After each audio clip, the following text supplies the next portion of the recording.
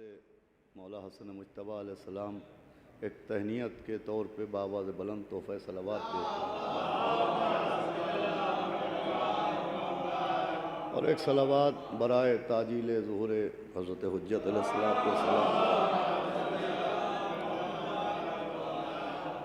اور ایک صلوات عمومی طور پر تمام مومنین کے لیے، خصوصی طور پر اس وقت جو شعراء اور جو مومنین یہاں بیٹھے ہیں، خاص کر کے ہمارے اصغر کنتوری صاحب کی صحت کے لیے، سلامتی کے لیے، طول عمر کے لیے، اس لیے کہ ایک عرصے سے یہ اس محفل کو منعقد کرتے چلے آ رہے ہیں اور اللہ امام حسن السلام کے صدقے میں ان کو اور قوت و طاقت دے، لہذا سب کی سلامتی کے لیے ایک صلوات بآواز بلند۔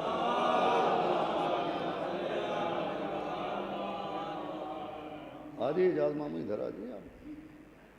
اعوذ باللہ من الشیطان اللعین الرجیم، بسم اللہ الرحمن الرحیم، الحمدللہ رب العالمین، الصلاۃ والسلام علی سیدنا و نبینا و شفیعنا و طبیب قلوبنا و مولانا و مقتدانا بالقاسم محمد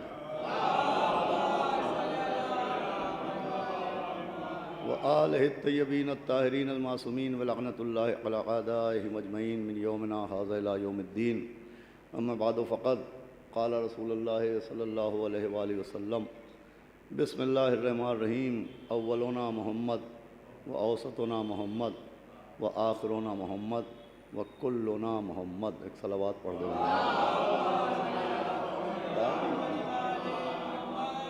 تھوڑا سامنے آ جائیے تو ایک صلوات اور پڑھ دیں محمد والے۔ حضرات گرامی، حصول ثواب اور تعمیل حکم کے لیے میں نے آپ کے سامنے اس وقت گفتگو کرنے کے لیے کہ شعراء کرام آ جائیں، مومنین آ جائیں اور ماحول محفل سازگار ہو جائے۔ جس حدیث مبارکہ کی تلاوت کرنے کا شرف حاصل کیا، یہ حدیث اسی زبان مطہر سے جاری ہوئی ہے جس زبان مطہر سے ہم کو اللہ کا کلام، احکام عبادات، احکام شریعت ملے۔ یہ حدیث اسی زبان پر جاری ہوئی ہے جس زبان پر قرآن کی آیت کے مطابق وحی کا پہرا رہتا ہے۔ زبان ایک ہی تھی، اسی زبان سے جس سے 114 سورے ملے، جس سے 6000 سے زیادہ آیات و احکام عبادات ہمیں حاصل ہوئے، اسی زبان مطہر سے ہم کو حدیثیں بھی ملی۔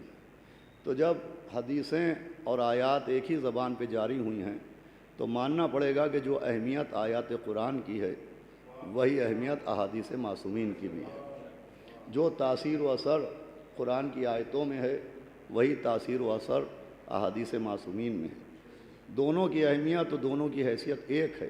اسی لیے ہمارے مذہب میں جتنی اہمیت کتب تفاسیر کی ہے اتنی ہی اہمیت کتب احادیث کی ہے۔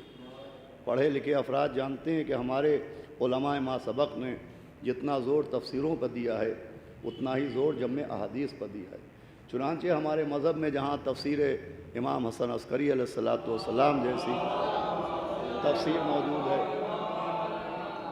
تفسیر فرات کوفی جیسی قدیم تفسیر موجود ہے، تفسیر قمی اور تفسیر برہان اور تفسیر میزان جیسی معتبر تفاسیر موجود ہیں، وہیں من لا یعد الفقی جیسی، اصول کافی جیسی، استفسار جیسی، التہذیب جیسی، بحر الانوار جیسی، وسائل الشیعہ جیسی کتب احادیث بھی موجود ہیں۔ ہمارے علماء نے بالکل جس طرح سے تفسیر آیات پر زور دیا اسی طرح سے جمع احادیث پر زور دیا، اس لیے کہ میں نے عرض کیا کہ جو حیثیت قرآن کی آیتوں کی ہے وہی حیثیت حدیث پیغمبر کی ہے۔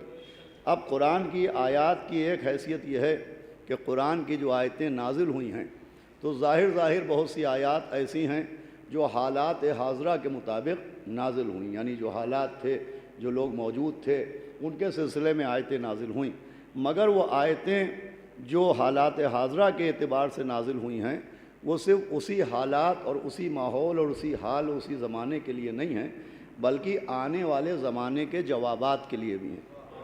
چنانچہ قرآن مجید کے سورہ اعراف کی آیت نمبر 58 ہے۔ جب آپ سورہ اعراف کی اس آیت کو پڑھیں گے تو اس آیات میں آ جائیں، ناصر بھائی ادھر تشریف لیں، ارے بھائی آپ ہی حضرات کے لیے اللہم صل علی محمد۔ ایک صلوات اور پڑھ دیں محمد وعلی محمد۔ تو سنیے عزیزان گرامی، سورہ اعراف کی آیت نمبر 58 میں جب آپ اس آیت کا ترجمہ پڑھیں تو اس آیت میں اللہ زمینوں کا ذکر کر رہا ہے کہ طیب زمینیں کون سی ہوتی ہیں اور خبیث زمینیں کون سی ہوتی ہیں۔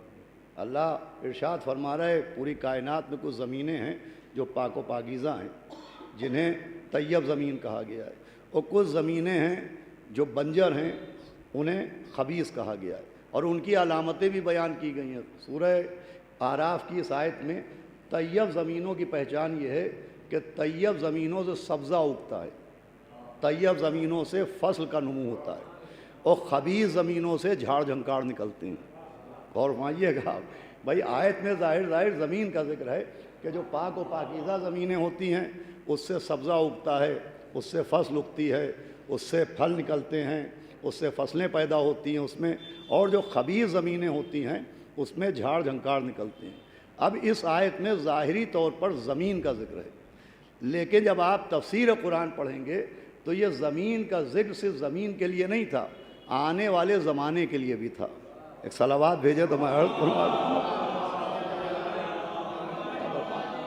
بھائی آیت صرف زمین کا ذکر نہیں کر رہی ہے بلکہ آنے والے زمانے کے ایک اعتراض کا جواب بھی اس آیت کے دامن میں موجود ہے۔ چنانچہ جب زمانہ تبدیل ہوا اور زمانے کے آئینے میں یہ منظر نظر آیا کہ حاکم شام قابض تخت اقتدار ہوا اور ہمارے آپ کے مولا حسن مجتبیٰ علیہ السلام سنیے گا اس سے گفتگو ہو رہی ہے، تو حاکم شام نے مولا حسن مجتبیٰ علیہ السلام سے کہا کہ آپ کے چاہنے والے آپ کو وارث قرآن کہتے ہیں، آپ کو سب سے بڑا عالم قرآن کہتے ہیں، اور قرآن یہ کہہ رہا ہے کہ ہر خشک و تر قرآن میں ہے، یعنی کوئی شے ایسی نہیں ہے جس کا ذکر قرآن میں نہ ہو۔ تو مولا حسن مجتبیٰ نے فرمایا کہ بے شک قرآن میں ہر خشک و تر ہے، کوئی شے ایسی نہیں ہے جس کا ذکر قرآن میں نہ ہو۔ تو حاکم شام نے کہا جب قرآن میں ہر خشک و تر کا ذکر ہے تو یہ بتائیے کہ قرآن میں آپ کی ریش کا ذکر کہاں ہے اور میری داڑھی کا ذکر کہاں ہے؟ صلوات بھیجے محمد وعلی محمد۔ بھائی حاکم شام نے کہا جب قرآن میں ہر خشک و تر ہے، ریش یعنی داڑھی کو کہتے ہیں، تو کہا آپ کی ریش مبارک کا قرآن میں ذکر کہاں ہے اور میری داڑھی کا ذکر قرآن میں کہاں ہے؟ تو مولا حسن مجتبیٰ علیہ السلام مسکرائے اور آپ نے سورہ اعراف کی اسی آیت کی تلاوت فرمائی، اور تلاوت فرمانے کے بعد فرمایا کہ جو طیب زمینوں کی فصلوں کا ذکر ہے یہ ہماری ریش کا ذکر ہے، اور جو خبیث زمینوں کی جھاڑیوں کا ذکر ہے یہ تیری داڑھی کا ذکر ہے۔ صلوات بھیجے محمد وعلی۔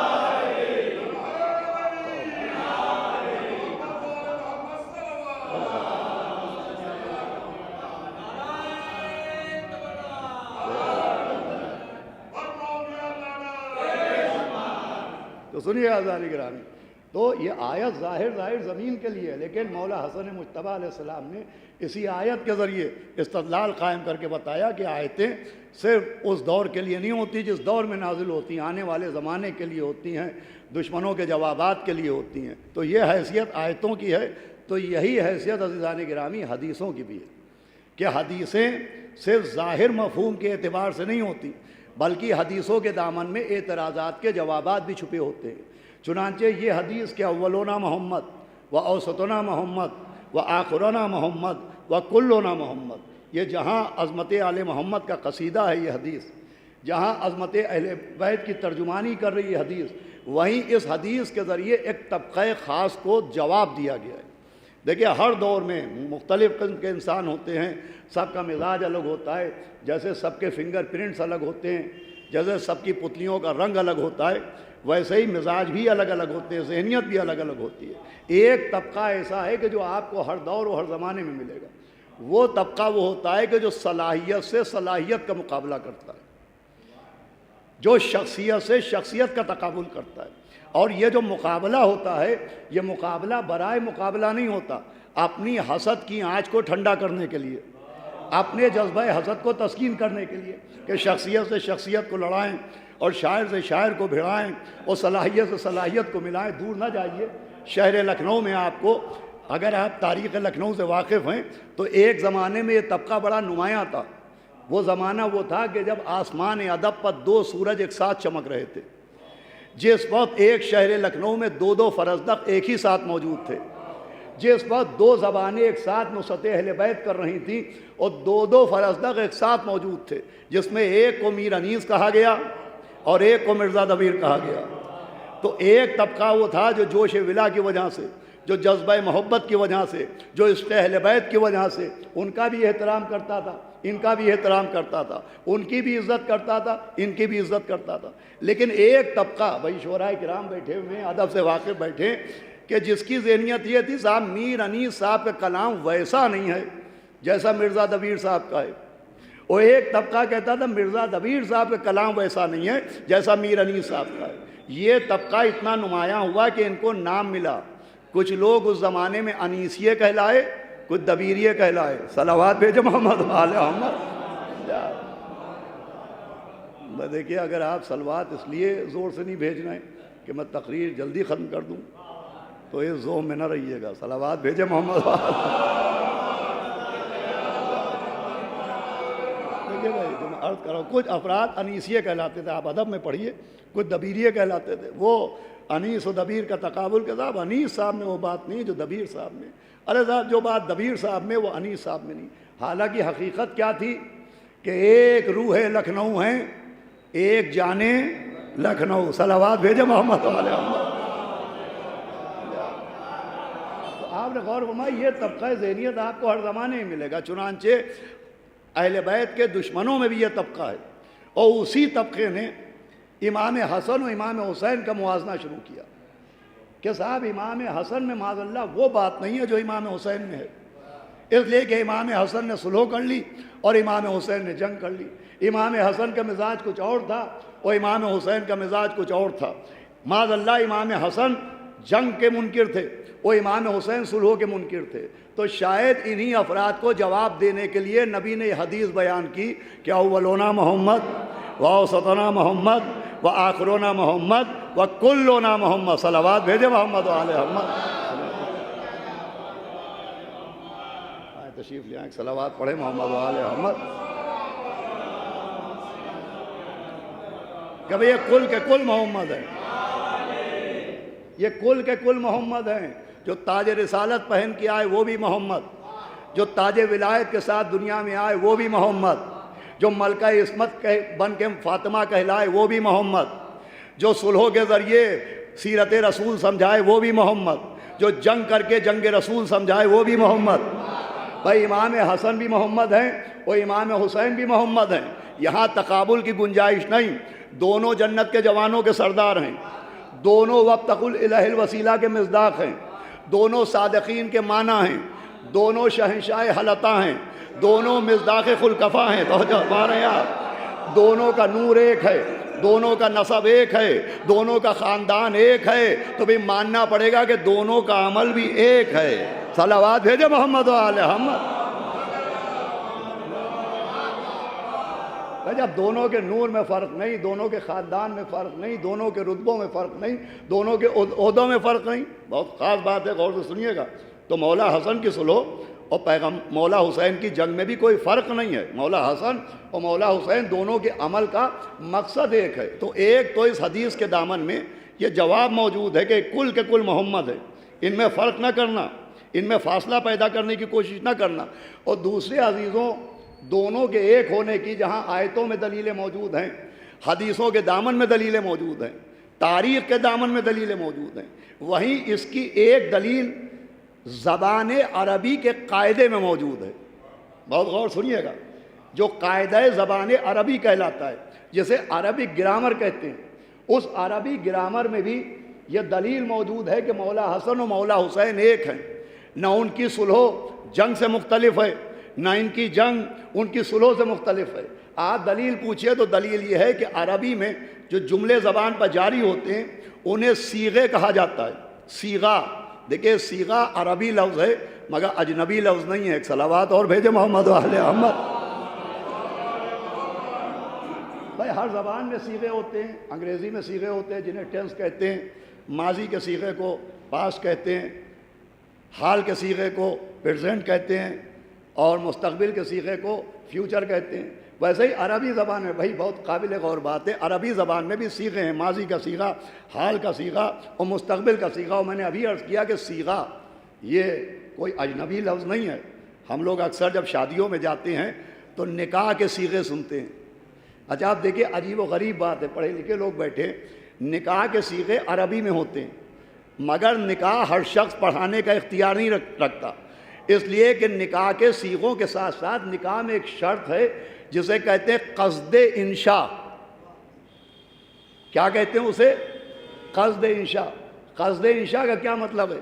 قصد انشاء کا مطلب یہ ہے کہ نکاح پڑھانے والا زبان پر جب صیغہ نکاح جاری کرے تو اس کے ذہن میں یہ بات موجود رہے کہ یہ جو نکاح میں پڑھا رہا ہوں یہ ہو نہیں چکا ہے، یہ ہو رہا ہے۔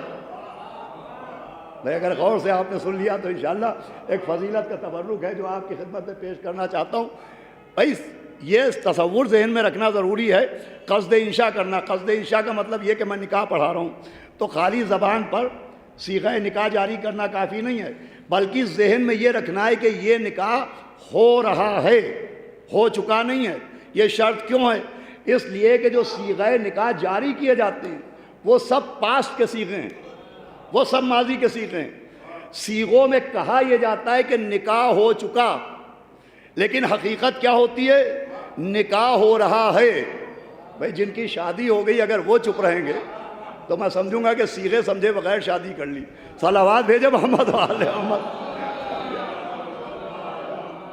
بھائی اسی لیے اکثر آپ نے دیکھا ہوگا کہ علماء جو نکاح پڑھاتے ہیں وہ دولہا کی طرف اشارہ کر دیتے ہیں۔ یہ اشارہ اس لیے ہوتا ہے مولانا منتظر صاحب کہ یہ قصد انشاء کہ یہ نکاح ہو رہا ہے۔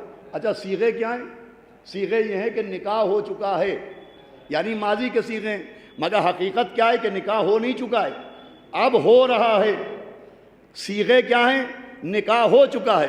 تو بھئی سوال یہ ہے کہ جب نکاح ہو رہا ہے تو یہ صیغے ماضی کے کیوں ہیں؟ جب نکاح حال میں ہو رہا ہے تو یہ صیغے ماضی کے کیوں ہیں؟ تو یہ اس لیے ہیں کہ یہ صیغے بھی ہم کو نبی کی زبان سے ملے، اور تب ملے جب نبی نے جناب سیدہ و مولا علی کا عقد پڑھایا۔ توجہ فرما رہے ہیں آپ؟ اور اس عقد میں نبی نے یہ صیغہ جاری کیا کہ علی و سیدہ کا عقد ہو چکا ہے، یہ نہیں کہا کہ ہو رہا ہے۔ توجہ فرما رہے ہیں آپ؟ یہ نہیں کہا کہ نکاح ہو رہا ہے، یہ کہا ہے کہ ہو چکا ہے۔ یہ نبی نے اس لیے کہا کہ علی و سیدہ کا نکاح آسمان پر ہو چکا تھا۔ توجہ فرما رہے ہیں آپ؟ بھائی پہلا نکاح آسمان پر ہو چکا تھا، یہ دوسرا نکاح نبی زمین پہ پڑھ رہے تھے، تو یہ نبی نے سیدہ و علی کے نکاح کی آسمان کی طرف اشارہ کیا کہ وہ نکاح جو آسمان پر ہو چکا ہے۔ تو جو سیدہ و علی کے حق میں صیغے پڑھے گئے وہی ہمارے نکاحوں میں صیغے پڑھے جاتے ہیں۔ اور ایک بات سمجھائی جاتی ہے کہ صیغہ نکاح صرف نکاح پڑھانے کے لیے نہیں ہے، عقد سیدہ و علی کی یاد دلانے کے لیے ہے۔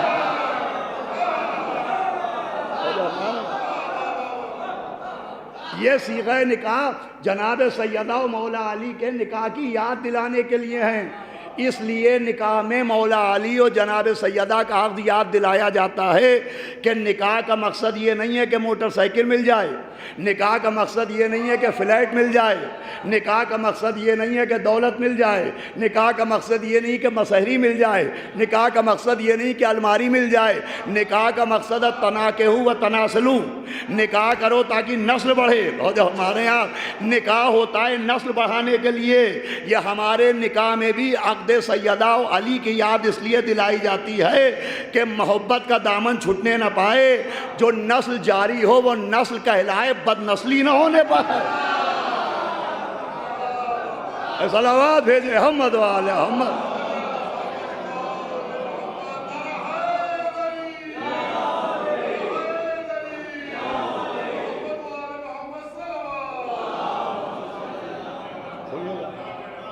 بس مومنین بھی آ رہے ہیں اور شعراء بھی آ رہے ہیں، اور وہ مومنین جو باہر کھڑے ہیں جو سوچ رہے ہیں 5 منٹ بعد تقریر تمام ہو جائے گی اندر چلیں، تو ان کو میں بتا دوں 5 منٹ کے اندر تقریر تمام نہیں ہوگی، اگر آپ چاہیں تو وہیں تشریف رکھیں۔ صلوات بھیجیں محمد والے،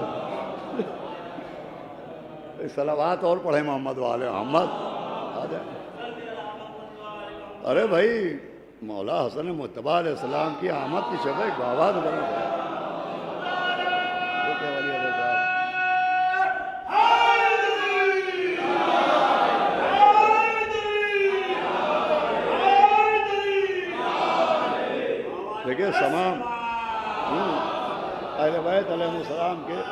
تمام چاہنے والے، تمام عشق کرنے والے، سبھی اہل بیت اطہار کے چاہنے والے محترم ہوتے ہیں، لیکن اب خود اہل بیت نے اپنے شاعروں کو، اپنے ذاکروں کو بڑی عزت دی ہے، لہذا ہمارا فریضہ بھی ہے کہ ہم ان کی عزت کریں۔ لہذا مولانا ولی حیدر صاحب سے گزارش ہے کہ آپ بھی اگر تخت پہ آ جائیں ہیں، اور منتظر صاحب آپ بھی، اور ندیم میاں آپ بھی آ جائیں تو تھوڑی دیر بیٹھ کے، یہ بھی ایک شرف ہے۔ صلوات بھیجیں محمد و آل محمد۔ آئیے آئیے آ جائیے بھائی، ندیم میاں آپ بھی آ جائیے۔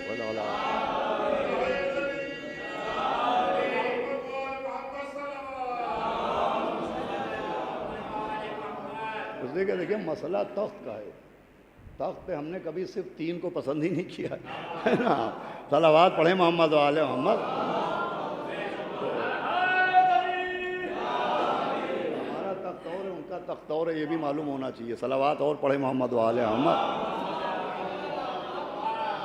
تو خیر بہرحال آپ سنیں جو میں عرض کر رہا ہوں، تو نکاح کے صیغوں میں بھی میں عرض کر رہا تھا کہ مولا حسن و مولا حسین میں کوئی فرق نہیں ہے، یہ نکاح کے صیغے عربی کے ہیں۔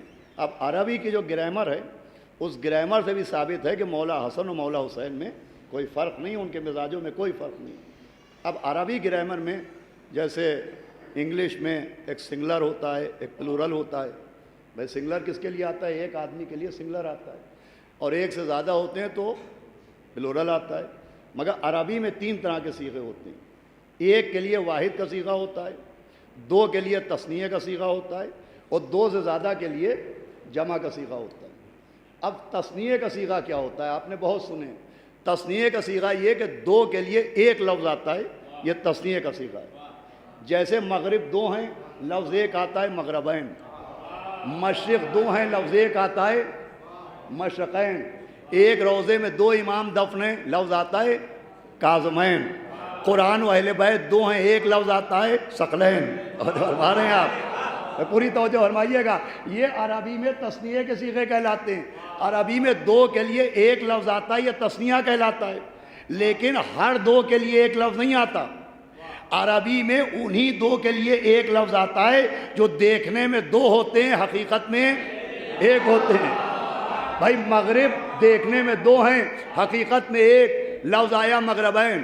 قرآن و اہل بیت دیکھنے میں 2، حقیقت میں ایک، لفظ آیا ثقلین۔ آنکھیں دیکھنے میں 2، حقیقت میں ایک، لفظ آیا عینین۔ کان دیکھنے میں 2، حقیقت میں ایک، لفظ آیا اذنین۔ بھائی ایک جنت کے 2 سردار دیکھنے میں 2، لفظ ایک آیا سیدین۔ قرآن و اہل بیت دیکھنے میں 2، لفظ ایک آیا ثقلین۔ تو بھائی 2 مغربوں کے لیے لفظ مغربین آنا دلیل ہے کہ دونوں مغرب ایک ہیں۔ 2 مشرقوں کے لیے لفظ مشرقین آنا دلیل ہے کہ دونوں مشرق ایک ہیں۔ قرآن و اہل بیت 2 کے لیے لفظ ثقلین آنا دلیل ہے کہ قرآن و اہل بیت 2 ہیں مگر ایک ہیں۔ تو امام حسن امام حسین کے لیے لفظ حسنین آنا دلیل ہے کہ دونوں ایک ہیں۔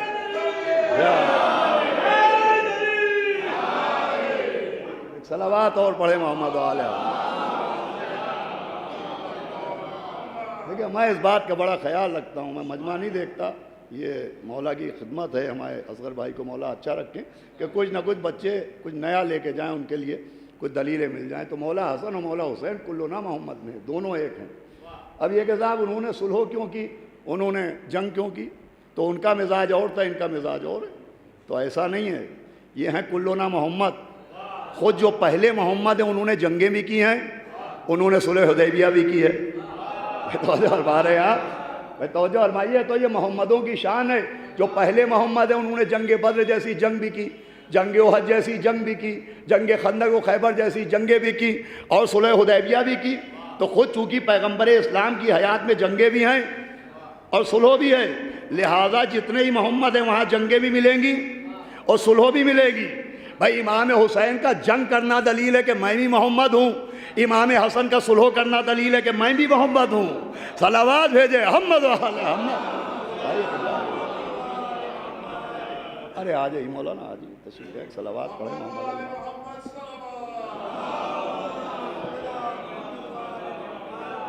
اب بس یہ آخری بات ہے، 5 منٹ میں گفتگو تمام ہو جائے گی، لیکن بہت اہم بات ہے، آپ سب غور سنیے گا۔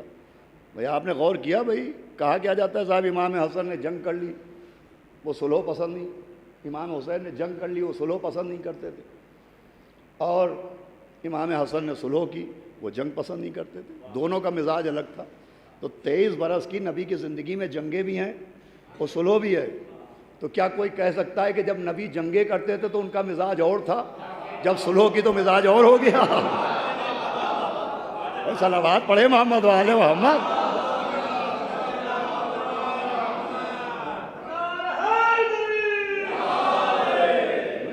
بھائی نبی نے جنگیں بھی کی تو صلح بھی کی، اس کا مطلب جنگ کرنا بھی مزاج محمد ہے اور صلح کرنا بھی مزاج محمد ہے۔ اب سنیے گا جو سب سے خاص بات میں عرض کر رہا ہوں، وہ نبی نے جو صلح کی اسے صلح حدیبیہ کہتے ہیں۔ عام طور پر لوگ یہ سمجھتے ہیں صلح حدیبیہ کے موقع پر صرف صلح ہوئی تھی، جنگ نہیں ہوئی تھی۔ صلح حدیبیہ میں صرف لکڑی کا قلم چلا تھا، لوہے کی تلواریں نہیں چلی۔ دیکھیں مسئلہ سب سے بڑا یہ ہو گیا ہے کہ ایک بہت بڑی تعداد ہے کہ جو کتابیں پڑھ کے مجلس سے نہیں پڑھتی ہے، سن کے مجلس پڑھتی ہے۔ بھائی کوشش کرے آدمی کتابیں پڑھے تو کچھ نہ کچھ نئی بات ملے گی جو خدمت اہل بیت قرار پائے گی اور لوگوں کے علم کے اضافے کا سبب بن جائے گی۔ صلح حدیبیہ میں عام طور پہ پڑھا جاتا ہے کہ صلح ہوئی، جنگ نہیں ہوئی، لکڑی کا قلم چلا، لوہے کی تلوار نہیں چلی، ایسا نہیں ہے۔ شیعہ سنی جتنے علماء سب نے لکھا کہ جب پیغمبر اسلام اور مشرکوں کے بیچ میں صلح ہو گئی تو کچھ افراد بار بار پیغمبر کے سامنے آ کے تاؤ دکھا رہے تھے، وہ کہتے یا نبی اللہ یہ کیسی فتح ہے، یہ تو دبنا ہو گیا، یہ تو بزدلی ہو گئی، ہم تو جنگ کرنا چاہتے تھے، ہم تو تلوار چلانا چاہتے تھے۔ بار بار کچھ لوگ پیغمبر اسلام کے پاس آ رہے تھے جنہوں نے نبوت پہ شک بھی کیا۔ کہنے والے نے کہا آج جیسا شک ہوا کبھی پیغمبر کی نبوت میں ویسا شک نہیں ہوا۔ وہ بار بار کبھی دائیں سے کبھی بائیں سے کہ صاحب یہ صلح کر کے تو دبنا ہو گیا، اسے تو دب جانا کہتے ہیں اور اسے تو بزدلی کہتے ہیں۔ تو جب پیغمبر نے بار بار یہ بھنبھناہٹ کی آوازیں سنی تو ایک مرتبہ مولا علی کا ہاتھ پکڑ کے اپنے پاس بٹھایا، کہ آپ جاؤ بغیر علی کے جنگ کر کے دکھاؤ۔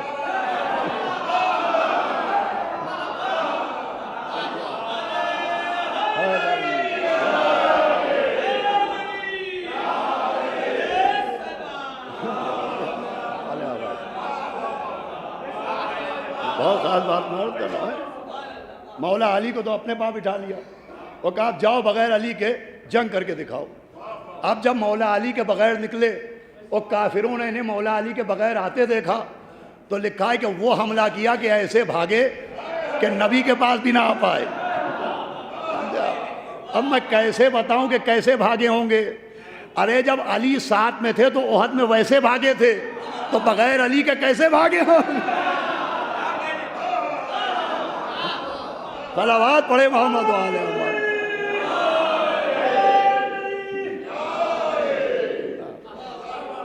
یہ شیعہ و غیر شیعہ یہ تمام علماء نے، بڑے بڑے علماء نے، ابن ابی الحدید معتزلی گزرے ہیں جنہوں نے شرح نہج البلاغہ لکھی ہے، اور محمد ابن یوسف شافعی جن کی کفایت الطالب ہے اور کنز العمال ہے، اور جتنی بھی غیروں کی کتابیں اس میں۔ آئیے مولانا عسکری صاحب تشریف لے آئیں، صلوات پڑھے آئیے۔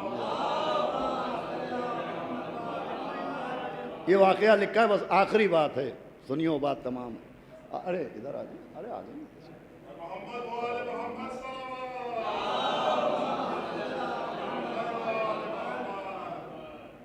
تو میں کیا عرض کر رہا تھا کہ اب یہ بھاگے، اب کفار آمادہ ہو گئے تھے لڑنے پہ، تب پیغمبر نے خیر کہا یا علی لا جاؤ حالات سنبھالو۔ اب جو مولا علی کو دیکھا تو کافر بغیر جنگ کے واپس ہو گئے، اور جنگ ختم ہو گئی وہاں کے اوپر۔ یہ چھوٹی سی جنگ ہوئی تھی، جنگ کیا ہوئی تھی؟ بھاگ دوڑ ہوئی تھی جنگ کے نام پہ۔ اب یہ لوگ جو صحراؤں میں نکل گئے تھے، وہ جنگلوں میں نکل گئے تھے، وہ میدانوں میں نکل گئے تھے، جو تاؤ دکھا رہے تھے نبی کو کہ ہم تو جنگ کرنا چاہتے ہیں، ہم تو لڑنا چاہتے ہیں، اور آپ تو صلح کر کے معاذ اللہ یہ مسلمانوں کا سر نیچا ہو گیا، تو دبنا ہو گیا، اور دیکھیں وہ خوش ہو رہے ہیں اور ہم نے صلح کر لی۔ تو جب یہ واپس آئے تو نبی نے کہا آؤ آؤ۔ نبی کے جملے ہیں جن کا ترجمہ سنا رہا ہوں، اپنی طرف سے نہیں۔ نبی نے کہا تم کیا سمجھتے ہو میں تم کو پہچانتا نہیں ہوں؟ بھائی ایک حرف غلط پڑھوں تو مولا قوت زبان چھین لے۔ ترجمہ یہ کہ نبی نے فرمایا کہ تم کیا سمجھتے ہو میں تم کو پہچانتا نہیں ہوں؟ تم وہی تو ہو کہ جنگ بدر میں کافروں کے سامنے پیر تھرتھرا رہے تھے۔ تم وہی تو ہو کہ جنگ احد میں مجھے چھوڑ کے پہاڑ کے اوپر چھلانگیں لگا رہے تھے۔ بھائی پیغمبر اسلام نے صلح کر لی تھی، لیکن پھر اجازت جنگ دی۔ یہ اجازت جنگ کیوں دی صلح کے بعد؟ بھائی نبی نے صلح کے بعد جنگ کی بات کرنے والوں کو اجازت جنگ دے کے سمجھایا کہ میرے ساتھ سے وفادار نہیں ہیں، ایسے ایسے غدار بھی ہیں۔ تو جو ہمارے ہیں آپ، تو جیسے نبی نے صلح کے بعد اجازت جنگ دے کے سمجھایا کہ میرے ساتھی سب وفادار نہیں ہیں، غدار بھی ہیں، ویسے ہی امام حسن نے صلح بھی اسی لیے کر لی تاکہ جیسے یہ پیغام پہنچا کہ نانا کے ساتھ سب وفادار نہیں تھے، فرار بھی تھے، ویسے ہی نواسے کے لشکر میں بھی سب وفادار نہیں ہیں، فرار بھی ہیں۔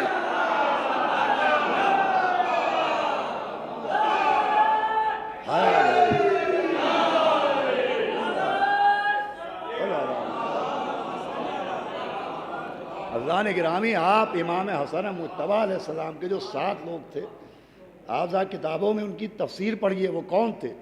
آئیے قبلہ آ جائیں تو تشریف لے آئیں۔ لکھا ہے سب سے زیادہ منافق معاویہ کے جاسوس امام حسن علیہ السلام کے لشکر میں تھے، اور وہ باقاعدہ بے شمار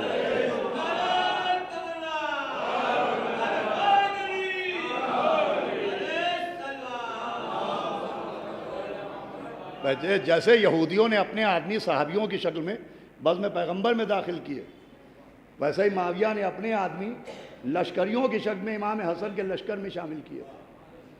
اور پلاننگ کیا تھی؟ پلاننگ یہ تھی کہ تم ان سے وعدے کرنا کہ ہم جنگ کریں گے، ہم تلوار چلائیں گے، آئیے لڑیے حاکم شام سے، ہم آپ کے ساتھ ہیں۔ اور ان کو لے کے جب میدان میں پہنچ جائیں گے تو پھر جیسے نانا کو چھوڑ کے بھاگے تھے ویسے ہی نواسے کو بھی چھوڑ کے بھاگیں گے۔ تو امام حسن نے صلح حدیبیہ پر عمل کرتے ہوئے صلح کی۔ سنیے، شیخ مفید نے ایک عجیب جملہ لکھا ہے۔ دیکھیے مولا حسن کے ساتھ 2 طرح کے منافق تھے۔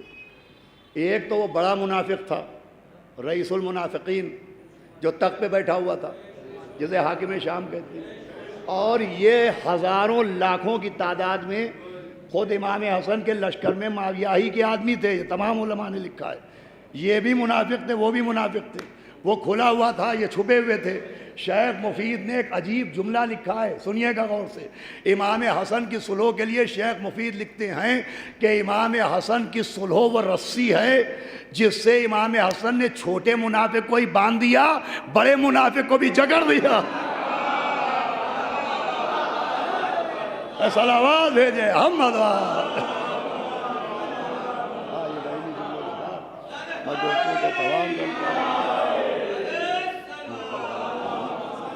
اور دعا کرتا ہوں کہ اللہ مولا حسن مجتبی علیہ السلام کی آمد کے صدقے میں ہم سب کو اجر عظیم عطا فرمائے۔